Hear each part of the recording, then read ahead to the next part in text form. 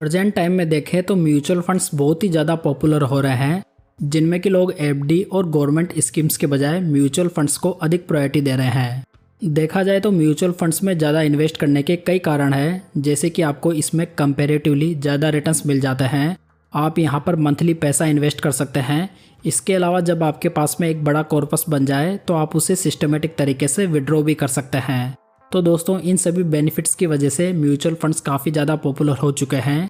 तो आज इस वीडियो में हम एचडब्ल्यूपी के ऊपर बात करने वाले हैं, जिसमें कि हम ये जानेंगे कि एचडब्ल्यूपी क्या है, एचडब्ल्यूपी कैसे काम करता है और एचडब्ल्यूपी को हम एग्जाम्पल से भी समझेंगे और साथ में हम ये भी जानेंगे कि एचडब्ल्यूपी कैसे करवा सकते हैं।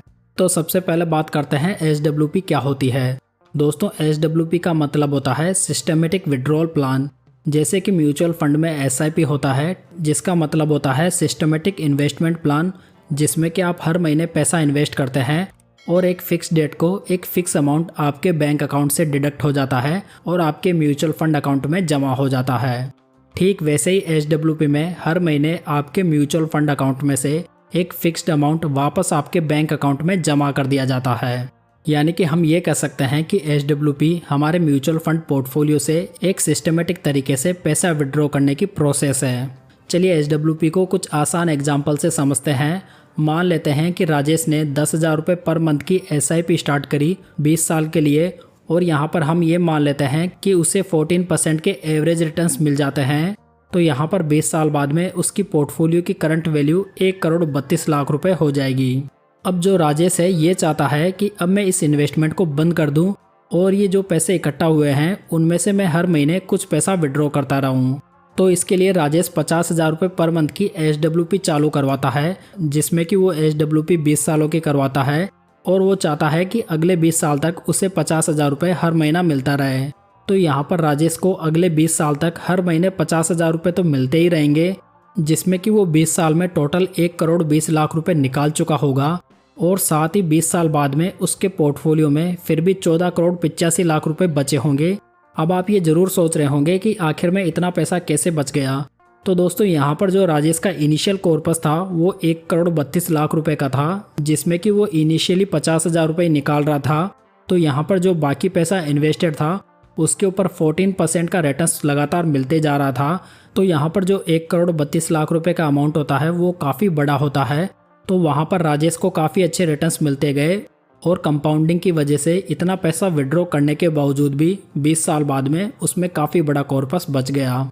यदि इस वाले केस में राजेश 50,000 रुपये की जगह 1,50,000 रुपये पर मंथ भी विड्रॉ करना चाहता है तो वो ऐसा भी कर सकता है, जिसमें कि 20 साल तक उसे 1,50,000 रुपये प्रति महीना मिलता रहेगा और 20 साल बाद में उसके अकाउंट में 1,84,00,000 रुपये फिर भी बचे होंगे। दोस्तों, यदि आप चाहें तो विड्रॉल अमाउंट को मंथली, क्वार्टरली या ईयरली भी सिलेक्ट कर सकते हैं।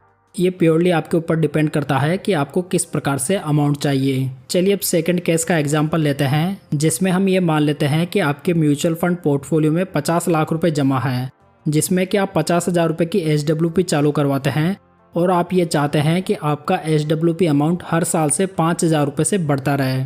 जैसे कि फर्स्ट ईयर आपको प्रति महीना 50,000 रुपये मिले, सेकेंड ईयर से ये 55,000 रुपये हो जाए, थर्ड ईयर से ये 60,000 रुपये और लगातार ये बढ़ता रहे।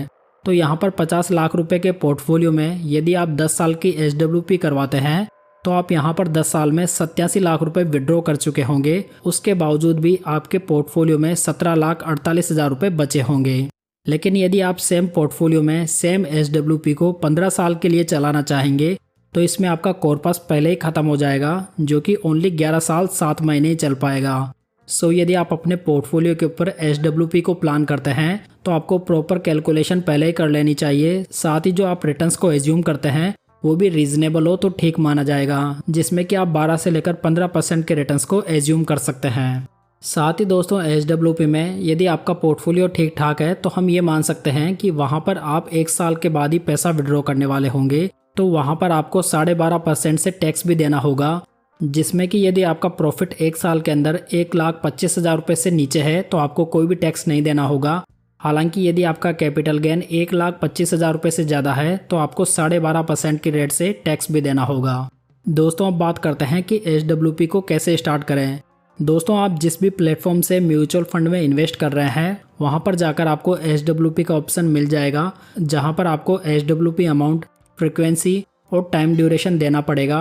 वैसे देखा जाए तो SWP स्टार्ट करने की कोई भी लिमिट नहीं है, लेकिन फिर भी आपको थोड़ा बहुत अच्छा मंथली अमाउंट रिसीव करना है तो आपके पोर्टफोलियो में कम से कम 10 लाख रुपए हो तो ये बढ़िया रहेगा। बाकी इससे नीचे की SWP चालू करने में कोई खास बेनिफिट नहीं है। साथ ही जो SWP है वो प्योरली आपके कॉर्पस और आपकी रिक्वायरमेंट के ऊपर डिपेंड करती है। तो दोस्तों ये थी SWP की जानकारी। वैसे मैंने वीडियो में सब कुछ समझा दिया है, फिर भी यदि आपके कुछ सवाल हो तो मुझे कमेंट बॉक्स में ज़रूर पूछ सकते हैं। तो दोस्तों यदि जानकारी पसंद आई हो तो इसे लाइक, कमेंट और शेयर जरूर कीजिएगा। साथ ही इस चैनल को सब्सक्राइब जरूर कर लीजिएगा। तो चलिए दोस्तों फिर मिलते हैं किसी नई जानकारी के साथ।